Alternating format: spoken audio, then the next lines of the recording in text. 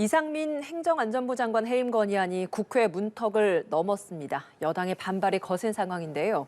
최종 합의를 이루지 못한 내년도 예산안은 추가 협상을 진행하기로 했습니다.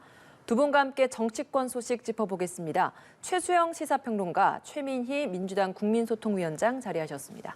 어서 오십시오. 안녕하세요.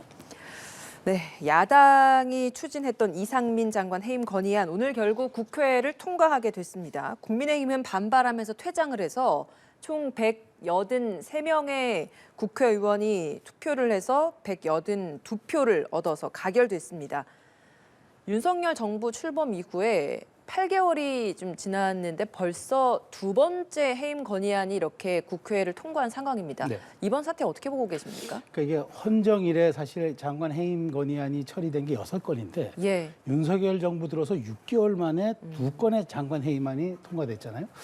저는 뭐 지난번 박진 장관은 거부가 됐고 지금 이상민 장관은 지금 거부권 행사할지는 아직까지 결정되지는 않았지만 지금 올라갔는데 전 그런 생각이 듭니다. 과연 이게 장관 해임 건의안이 이게 만능이고 전가의 보도인가? 정말 조자룡 헌칼 쓰듯이 민주당이 168석의 힘을 가지고 이렇게 장관 해임 건의안을 이렇게 쉽게 처리하는 것들에 대해서 저는 이해가 잘 안 되는 거예요. 왜냐하면 지난번에 정말 외교 참사라고 그랬는데 사실은 끝나고 나서 보면은 외교 참사라기보다는 사실은 어떤 해프닝에 불과한 거였고 오히려 실리를 챙겼던 많은 부분들이 또 역으로도 평가받은 점들도 많았는데 굳이 박진 장관 해임 건의안을 밀어붙이면서 전국만 경색시키고 정치에 오히려 협량함만 보이고 양당의 완충 지점만 사라지게 했단 말이죠. 과연 그것이 제1야당으로서 그렇게 반드시 필요했던 정치적 사안인가 의문이 들고 당연히 또 거부권이 행사되면서 아무 일도 없었다는 듯이 사실 저 건을 기억 못하는 국민들도 벌써 되게 많아졌어요. 또 이번에 이상민 장관 해임안을 통과를 시켰는데 이게 국정조사를 합의한 바로 다음 날 우리가 충분히 국정조사에서 왜 뭐가 잘못됐고 행안부의 대응이 뭐가 문제고 경찰의 대응이 뭐가 문제고 충분히 따진 다음에 45일간 한 다음에 우리가 뭘 해보자고 합의를 해놓자마자 합의서에 잉크가 마르기도 전에 그 다음날 해임 건의안 하겠다고 하니 국민의힘은 당혹스럽죠.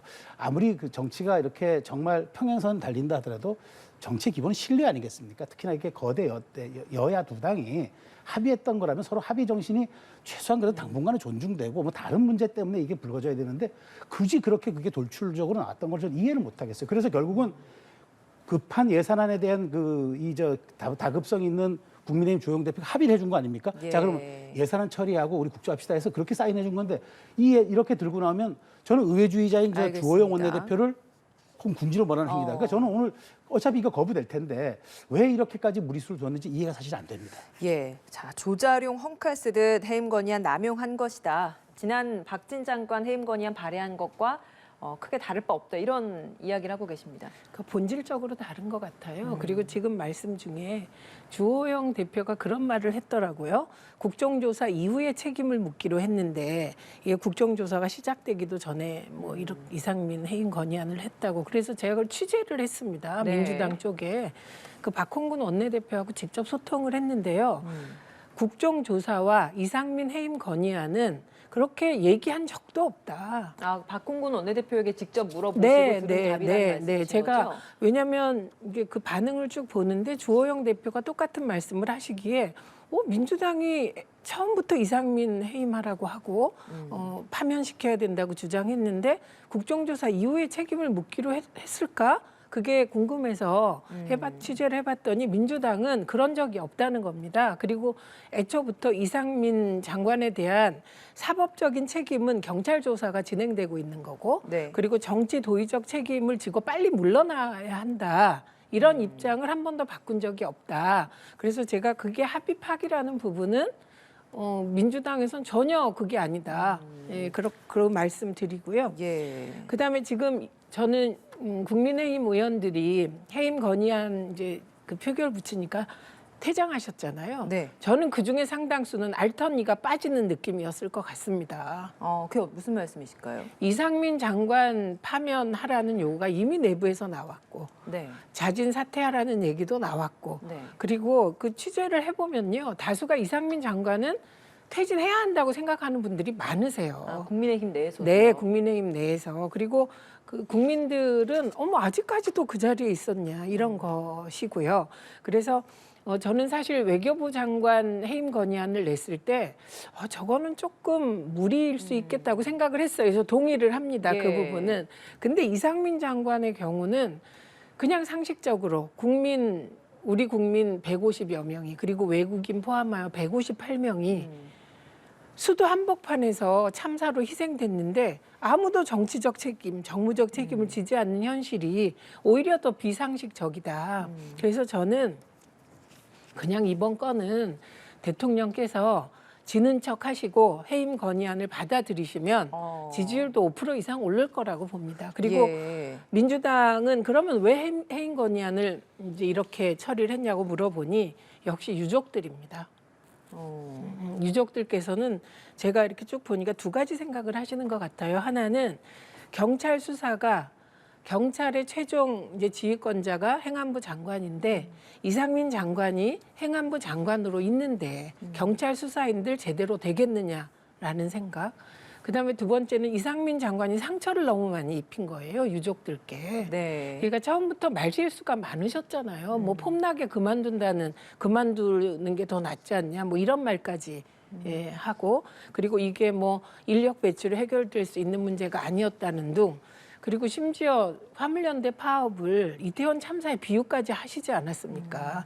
그래서 주무부처 책임자로서 이 사안을 너무 가볍게 보고 네. 예, 그리고 정치 도의적 책임을 지고 이상민 장관 사퇴를 파면을 유가족께서 강력히 요구했기 때문에 저는 사실 국회가 그 유가족들의 그런 간절한 호소에는 응답해야 된다고 생각하고 이상민 장관께서 지금이라도 자진 사퇴하시는 게 저는 대통령께 도움이 된다고 생각합니다. 예. 이상민 장관 해임 건의 관련된 문제는 국조 후에 책임을 묻겠다라고 이야기한 적도 없다. 뭐 앞서 네. 이제 박홍근 원내대표에게 직접 확인을 네. 했다라는 부분에 대해서 뭐 혹시 하실 말씀 있으십니까? 그러니까 뭐 모르겠어요. 그 박홍근 원내대표하고 조영 원내대표가 어떻게 합의했는지는 제가 뭐 정확히 알지 모르기 예. 때문에 최 의원님께서는 그렇게 말씀하셨는데 저는 그겁니다. 그러니까 국정조사 계획서에 어쨌든 뭐 행안부 장관이라고는 어떤 직위가 들어가 있고 또 우리가 거기에서 단순히 누구를 국정조사라는 게 누구를 벌주자는 것이 아니라 정말 이런 것들이 재발되지 않도록 어떤 시스템을 갖추고 정부가 국회가 입법으로 할 수 있는 게 있다면 또 입법으로 보조하고 그렇게 해서 우리 사회 전반에 걸쳐서 좀 더 안전에 대한 시스템을 우리가 그 국가적으로 하자는 측면에서 하는 건데 저는 그래서 그렇다면 45일 지난 후에 물론 지금 사실은 이상민 장관이 그만두지 않았다. 이 부담은 오로지 정부 여당이 정치적으로 지는 겁니다. 그러니까 네. 평가는 윤석열 대통령과 정부 여당이 받는 거예요. 국민들로부터. 그러니까 이 얘기에 대해서는 45일이 지난 국정조사 이후에도 늦지 않았을 텐데 굳이 합의한 다음 날에 이걸 밀어붙여가지고 예산안과 결국 연계돼서 우리 국조를 합의해줬지만 결국은 이게 72시간 내에 처리되기 때문에 예산안이 지금 뒤로 미루면서까지 일요일 날 임시국회를 소집해서 이렇게 급속도로 밀어붙이고 끝까지 물론 최 의원님 말씀은 뭐 유족들의 뜻이라고도 얘기를 합니다만 네. 저는 뭐 유족들의 뜻 충분히 이해합니다. 그렇지만 이렇게까지 정말 그 완력 쓰듯이 속도전으로 밀어붙일 사안이었는가? 물론 이 해임 건의안이 해임 건의안 그다음에 저 장관을 어떤 해임시키지 않아서 지는 책임은 정부 여당과 대통령이 온전하게 지면 되는 겁니다. 네. 평가를 받으면 될 일인데 굳이 합의했던 국정조사 계획서까지 있는데 그 다음날 해임 건의안 카드를 꺼내들면서 정부를 경색으로 몰아갔던 이 점은 민주당이 뭐 합의는 어떤 건지 모르겠습니다만 제가 보기에는 뭐 정치적으로 이거는 국정조사 합의에 대한 정신에 대한 신뢰 파기 이런 점들로 좀 비판받아 마땅하다 저는 생각하는 근데 겁니다. 이게요. 우선 국정조사가 뭐 제도를 고치기 위해서 한다. 이거는 한 부분이고요. 국정조사는 이게 단지 경찰 수사를 통해서 밝혀질 수 없는 국정 전반의 원인을 규명하자는 거기 때문에 국정조사의 첫 번째 목표는 진상규명이죠. 그리고 그 진상규명에 따라 책임자를 처벌할 일이 있으면 처벌하는 겁니다. 예. 그래서 그리고 나서 대통령도 사실은 제도 문제가 아니라고 대통령이 말씀하셨거든요. 그래서 그 제도 탓하면 안 된다고. 그래서 제도는 그 다음이다. 뭐 이렇게 보고요. 그리고 지금 말씀하신 것 중에 저는 예산안과 국조를 연계하는 것 자체가 국회가 잘못하는 거다. 이 정도의 참사가 터졌는데 국회가 그럼 손 놓고 가만히 있어야 하느냐. 그건 절대 아니거든요. 예. 국회 국정조사는 당연한 수순인데 오히려 거꾸로 예산안과 이상하게 여당이 예산안과 국조를 연결시키는 저는 이게 더 문제라고 생각하고요. 예. 그다음에 그 예산안이 통과되지 못한 건 여야가 가지고 있는 새해 예산에 대한 관점 차이입니다. 예, 여당이 예. 지켜야 될 것과 야당이 반드시 깨야 할 것이 너무 간극이 크기 때문입니다. 그래서 이 부분은 15일 날 다시 여야가 합의해서 처리했다고 하니 하기로 지금 15일 날 아직까지 예. 합의해서 처리했다고 했는데 그게 지켜지길 바라죠. 국민의 한 사람으로. 그런데 그 간극이 안 좁혀지면 어떤 일이 발생하냐면 정부 원안을 상정해서 처리하거나 예. 아니면 민주당이 낸 수정안이 있습니다. 그러니까 국회가 이제 수정안을 내게 되면 정부가 동의하지 않으면 감액안만 통과돼요. 예, 예산안 이야기는 저희가 뒤에 좀 더 구체적으로 네. 해보고요. 일단 그 해임 건의안과 관련된 그 후속적인 지금 대응들이 지금 나오고 있는 것이 국민의힘에서는 이태원 이번 참사와 관련된 국정조사 특위 구성이 됐고 위원들이 있는데 이 위원들 전원 지금 사퇴하겠다, 이 자리에서 물러나겠다라고 이야기를 한 상황입니다. 국민의힘이 국정조사 불참으로까지 갈 것인가? 여기에 대해서 어떻게 예상하세요? 그러니까 뭐 불참으로까지 간다 이렇게 말씀을 미리 드리기보다는 네. 어쨌든 그렇게 합의해서 같이 가기로 됐던 건데 민주당이 해임 건의안을 통과시키면서 지금 말하자면 진상규명 그러니까 성역 없는 진상규명에 대해서 이미 책임을 물어버린 격이 돼버렸잖아요. 그러니까 이 장관에 대한 거부권 대통령 행사하던 별개로 민주당은 당신은 해임될 수밖에 없는 상황이라고 국회가 결의하지 않았습니까? 그렇다면은 국정조사가 저는 뭐 사실은 이태원 참사에 대한 원인을 규명하기 위해서 당연히 진행돼야 되겠죠. 그렇지만 국민의힘 입장에서는 이렇게 되면 만일 우리가 약속에 대한 신뢰에 대한 부분이 있어서 우리가 불참하겠다고 얘기를 네. 하면 반쪽짜리가 되는 거잖아요. 저는 굳이 왜 이렇게 반쪽짜리를 유도했느냐라고 말씀을 드리는 거죠. 충분히 여당이 참여했던 국정조사를 45일간 해가지고 하든가 그다음에 더 하다가 미진한 게 있으면 더 연장해서 하면 될 일인데 이렇게 미리 책임 규명에 대한 소재를 그어버림으로써 여당이 참여할 수 있는 길을 또 민주당이 막아버린 셈이 돼버렸단 말이죠. 물론 뭐 여당이 당연히 국정조사에는 책임을 지고 가야 되겠죠. 그러나 합의의 정신이 무너진 입장에서 국민의힘 입장에서는 정치적으로 이렇게 대응하는 저는 상당히 맞다고 보고 다만 그럼에도 불구하고 저는 예산안이 처리가 된다 그러면은 이 문제에 대해서는 여야가 별도로 한번 접촉을 해서 다시 논의를 해야 마땅하지 않겠나 생각을 가지고 있습니다. 지금 당장의 정치적인 행동으로서 전원 사퇴 입장 밝힐 수밖에 없지만 그렇죠. 예. 그럼에도 불구하고 국정조사는 함께 임해야 한다 이런 말씀이시라는 그러니까 예산이 거죠? 통과가 된다 그러면은 그 이후에 예. 국정조사에 대해서는 여야가 다시 합의의 정신을 가지고 접근을 해봐야 된다 그런 말씀을 근데 드립니다. 장제원 의원이 오늘 SNS에 글을 올린 내용을 보면 국정조사 합의해줘서는 안 됐다. 민주당을 상대로 합리적 운운하는 달콤한 속삭임에 깨서 겉멋 패션 정치로 대응해서 안 된다. 이번에 이걸 통해서 민주당과는 그 어떤 협치도 대화도 불가능하다는 게 증명이 됐다. 국정조사 또한 정권 흔들기, 정권 퇴진 운동에 불과하다. 이 말을 보면 국정조사 참여하지 않겠다라는 것처럼 그런 목소리를 굉장히 강하게 내는 것처럼 보이거든요. 그렇지만 지금 당을 대표하는 사람이 누굽니까? 원내대표고 예. 정진석 비대위원장이잖아요. 장제원 의원께서는 지금 뭐 상당히 뭐 당내 영향력이 있다고 얘기를 하지만 그럼에도 불구하고 그냥 평의원이잖아요. 저는 그럼에도 불구하고 지금 이렇게 형해화된 국정조사 합의가 돼버렸죠. 네. 이렇게 민주당 해임 건의안을 처리하는 바람에 그럼에도 불구하고 저는 여당이기 때문에 이 문제에 대해서는 이제 야당이 합의하기로 했으니까 우리는 못하겠어라고 하는 것보다는 그럼에도 불구하고 어찌됐건 여기에 대한 이태원 참사에 대한 국민적 공감이 있기 때문에 네. 이 부분에 대해서는 협상의 여지는 열어놔야 되지만 저는 장제원 의원이 저건 한 개인의 의견으로 또 혹은 뭐 좀 당내 강경 기류가 있다면 그 기류를 반영하는 그런 의견으로 저는 파악하고 있습니다. 그 책임은 원내 지도부에 있기 때문에 국정조사는 참여해야 한다라는 건데 뭐 민주당 입장에서는 단독으로라도 이 국정조사를 열려고 할 것 같습니다. 만약에 국민의힘이 참여하지 않더라도 국정조사는 진행할 것 같은데 이렇게 되면 그 사실 이제 국정조사를 참여를 하지 않는 국민의힘의 이제 책임이 더 클 것인가, 부담이 더 클 것인가, 아니면 단독으로 강행하는 협치 없이 강행하는 민주당의 더 부담이 클 것인가, 정치적으로 좀 어떻게 좀 생각하세요? 아니 우선 협치는 여당이 하는 겁니다. 저는 지금 대한민국이 기준이 없어진 것 같아요. 협치를 하고 예산안을 통과시키고 야당을 설득하고 이거는 여당이 해야 될 일이고 야당은 이름 자체가 오포지트 파티예요. 견제하고 때로는 반대하는 네. 거. 그런데 지금은 거꾸로 언론이 민주당에게 협치를 하라고 하는 거예요. 이게 말이 됩니까? 그래서 네. 이거부터 빨리 바뀌어야 나라가 제대로 된다 이 말씀 드리고 이게 지금 대한민국 최대 불행이 윤핵관이 저렇게 강경한 입장을 가지고 있는 겁니다. 이게 대통령께서는 사실을 다시 출마하실 것도 아니고 네. 내가 가진 소신을 국정으로 펴고 싶어요. 강경하게 하게 되거든요. 그런데 그게 당에 의해서 늘 균형 감각을 갖게 되는 겁니다. 지역구의 국회의원들을 두는 이유는 지역 여론을 살피라는 거예요. 그런데 지금 장제원 의원 같은 입장을 가진 지역 구민들이 몇 프로나 되겠습니까? 그래서 이게 가장 불행한 장면이 연출됐다 이렇게 보고 만약에 민주당은 대통령께서 해임 건의안을 거부하면 탄핵으로 가게 될 겁니다. 그게 탄핵소추안 바로 제출합니까? 이미 민주당이 시기는 제가 지금 특정할 수 없죠. 그런데 네. 이미 민주당이 해임안을 거부하면 탄핵안을 발의하겠다. 그렇게 예고하고 간 행보예요. 네. 그러면 그 과거에 국민의힘은 그럼 이런 식으로 야당으로서 안 했냐? 저는요 민주당이 지금 지지자들한테 외면받는 이유가 민주당이 너무나 순둥순둥한 거예요.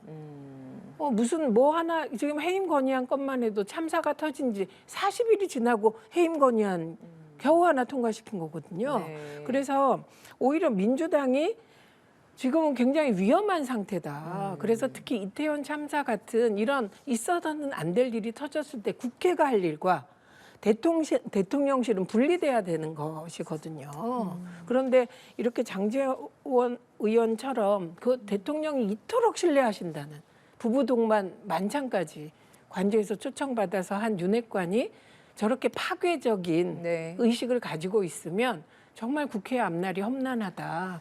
탄핵소추안 저는 그렇게 봅니다. 예, 제출할 거라고 예상을 하셨고 그 네. 시점은 물론 구체적으로 특정할 수는 없겠습니다만 네. 큰 틀에서 봤을 때 국정조사를 한 후에 제출을 할까요? 아니면 국정조사 전에 이 탄핵소추안이 진행될까요? 지금 보면 국정조사가 어려워질 것 같고 그 전에 저는 대통령께서 이상민 해임 건의안을 거부할 거다라는 걸 전제로 가면 진짜 안 된다.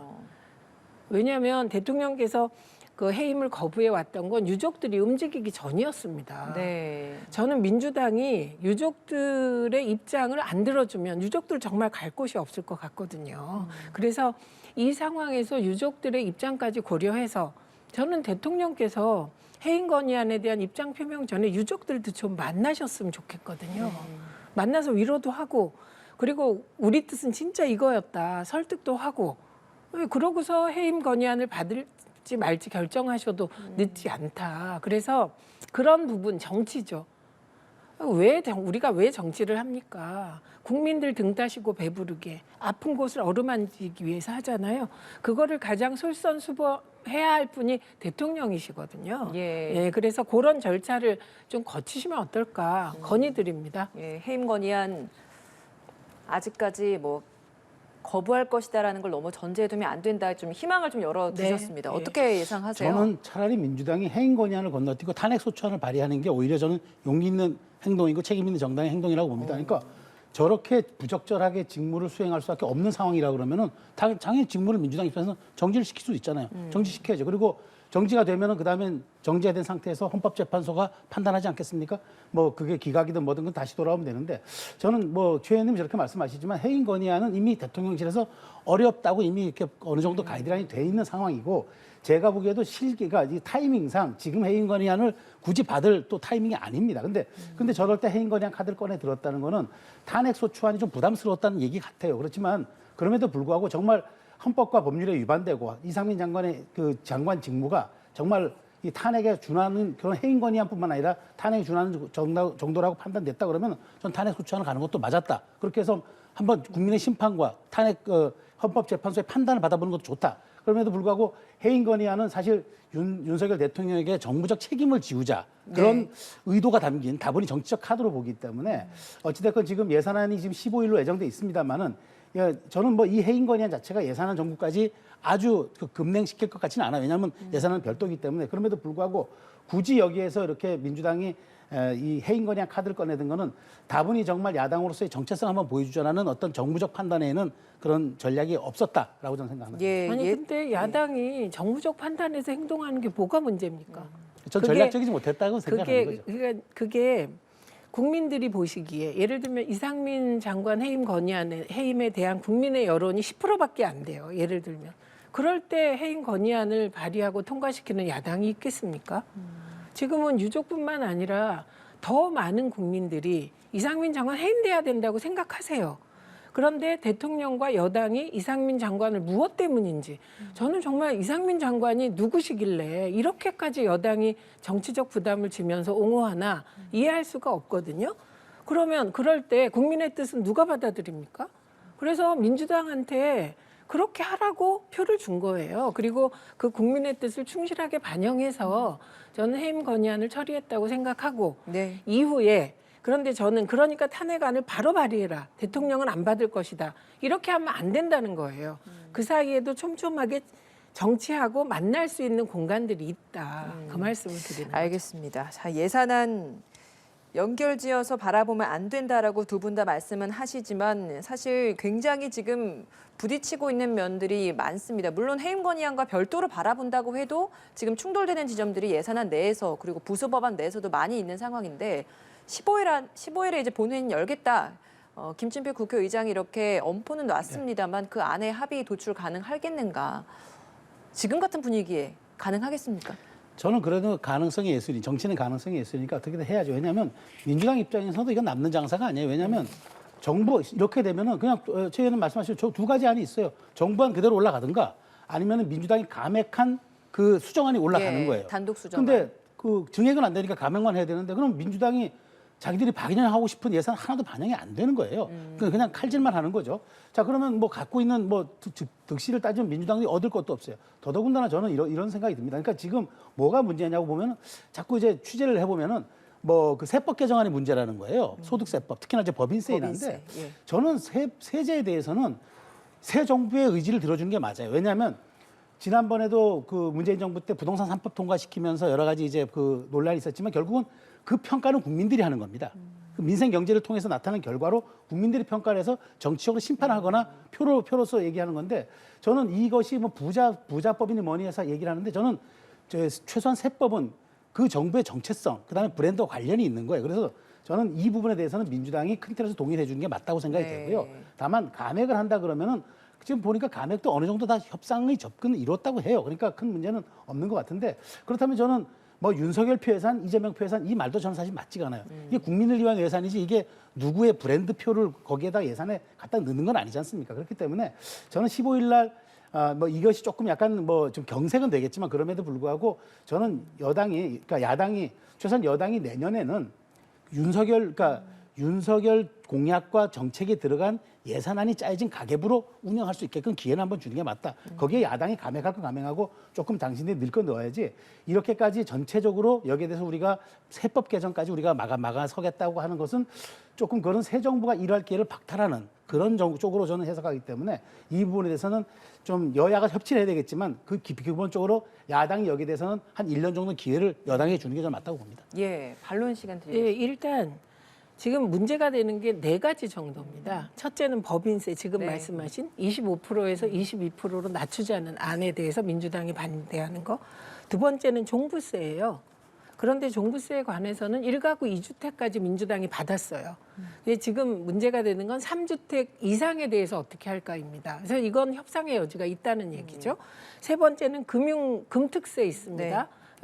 주식 관련하여 이것도 뭐 2년 유예하거나 아니면 100억 이상으로 기준을 올리자는 네. 거예요. 이 부분에 대해서도 민주당이 상당 부분 입장을 선회한 것으로 알려지고 있습니다.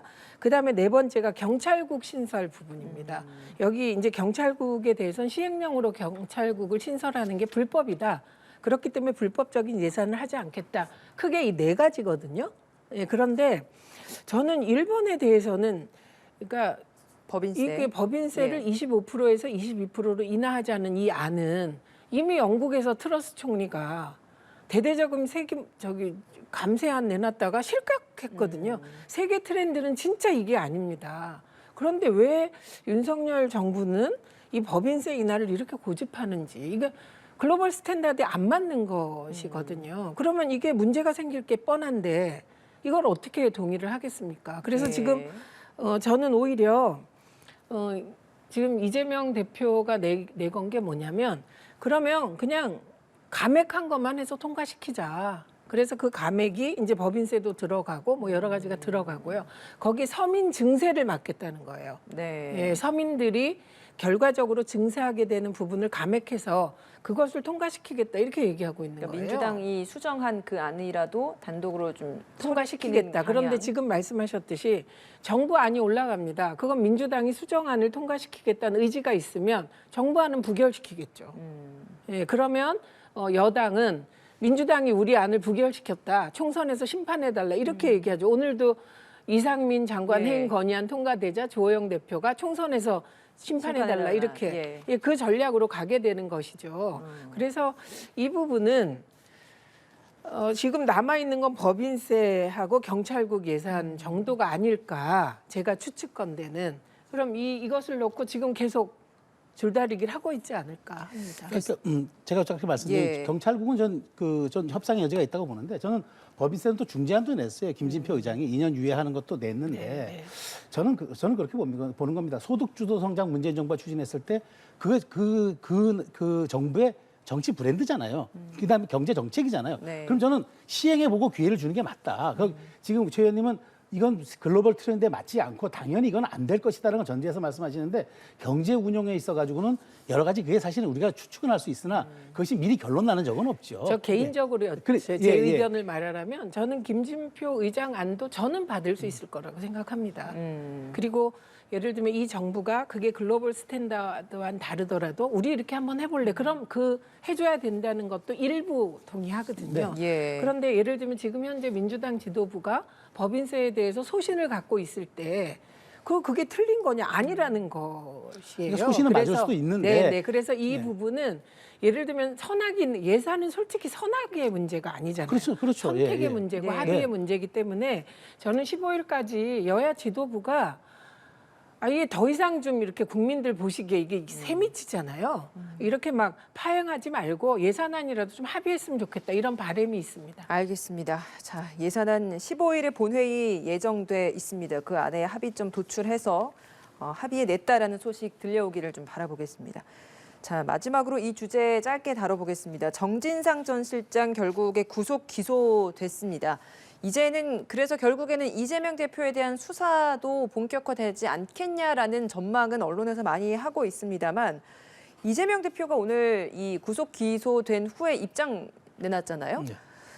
이미 예견된 수순이었고 정 전 실장의 무고함을 믿는다 이런 입장 내놨습니다. 자, 민주당 차원에서 대응을 과연 어느 단계까지 할 것인가 이 부분에 대해서는 뭐 시각이 엇갈립니다만 최 평론가께서는 어떤 의견이세요? 뭐 시간이 많지 않기 때문에 짧게 말씀드리면은 저는 이제 민주당 이재명 대표가 취임하면서 민주당의 이재명이 아니라 이재명의 민주당을 만들겠다 그랬잖아요. 근데 어쨌든 자신의 측근 2명이 구속됐고 지금 정진상 실장은 지금 구속 기소가 된 상태입니다. 그래서 지금 온 당이 사법 리스크 때문에 뭐 민주당은 뭐만 하면 방탄이라는 소리를 들으면 민주당 할 말이 없게 돼 있어요. 그러니까 이 리스크가 너무 큰 리스크예요. 그렇다면 저는 이제는 차라리 이재명 대표는 이 상황에서는 이재명의 민주당이 아니라 민주당의 이재명으로 돌아가야 합니다. 그래서 공당의 대표로서 책임지고 이 문제는 분리 대응하고 네. 당을 더 이상 자기의 임계철선처럼 수렁을 함께 끌어 들어가는 일을 막아야 되고 분리해서 대응해서 저는 여기에서 본인이 법조인인 만큼 살아 돌아와서 명예를 회복해서 차라리 당에 복귀하는 게 맞다. 당을 이렇게 한 묶음으로 가는 거는 저는 이거는 이재명의 민주당이 아니라 민주당의 이재명으로 해석하는 게 지금 타이밍에서 맞다고 생각합니다. 예, 민주당의 이재명으로 돌아가야 한다 이런 말 하셨는데 어떻습니까? 아니 이건 기준이 딱 하나예요. 지금 진행되는 검찰 수사가 공정하다고 생각하는가. 이게 법적 원칙에 따른 것이라고 생각하는가. 이에 대한 답변이에요. 저는 전혀 공정하지도 않고 정적 죽이기 보복 수사라고 생각하기 때문에 동의하지 않죠. 그럼 당 차원의 거꾸로, 대응은 이어가야 잠시만요. 된다. 거꾸로. 김건희 여사에게 도이치모터스 주가 조작 관련한 얼마나 많은 자료가 나왔습니까? 그리고 장모도 양평 공흥지구 건 그 많은 문제 제기가 됐는데 수사했나요? 전혀 안 하고 있잖아요, 검찰이. 그러면 제가 만약에 거꾸로 그러면 그 자리 내려놓으시고 수사 받으십시오. 검찰이 수사 안 한다고 이게 죄가 없는 게 아닙니다. 혐의가 없는 게 아닙니다라고 말하면 그게 말이 되나요? 그래서 저는 지금 이런 사정 정국이 끝나지 않는 한 협치는 불가능하다. 그리고 문재인 대통령은 소위 색깔론으로 그리고 이재명 대표 주변은 없는 부패 비리로 저는 이건 야당 파괴 공작 수사라고 제가 생각하기 때문에 그 이재명 대표와 민주당은 네. 그 일부 일탈하는 분들도 그러시면 안 돼요. 본인도 그 칼날을 못 피할 수 있습니다. 그래서 민주주의를 지키고 야당 파괴에 대하여 똘똘 뭉쳐서 막아야 된다고 생각합니다. 단일 대우로 가야 한다. 네. 네. 최수영 시사평론가, 최민희 민주당 국민소통위원장 두 분과 함께했습니다. 오늘 말씀 여기까지 듣겠습니다. 고맙습니다.